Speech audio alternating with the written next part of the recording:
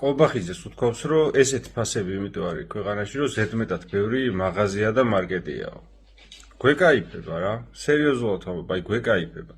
ვინ აღარ დაწერა, რა ვიცი, ვინმე ეს ეკონომიკაში ელემენტარული ცოდნა თუ ცოდნაც არ ჭირდება, არავითარი ადამიანურ ენაზე ახსნათ. როგორ შეიძლება რაღაცას ბევრ ადამიანს შემოქონდეს და ამის გამო იყოს ზვირი. აი, რავი, ყველაზე მარტივი მაგალითი დავხსნათ. ბევრი პომიდორი რო შემოდის ზაფხულში. ხო უფრო იაფიღირს. ვიდრე ზამთარში რო ცოტა პომიდორი შემოდის, ცოტა სათბური რო ამარტო, ეგრევე ფასი იწევს მაღლა, ხო? თვითონაც ხო გეუბნებოდნენ, კაცო, ქსელურ მარკეტებსო ისა აქვთო, კარტერული გარიგებებიო და იმიტომ არის მაღალი ფასიო. კარტერული გარიგება ნიშნავს, რომ ეს მარკეტები ერთმანეთს შეთანხმდნენ, რომ მაღალი ფასი დავადოთო. ეს ხო ცნებამ გითხრათ თვითონ.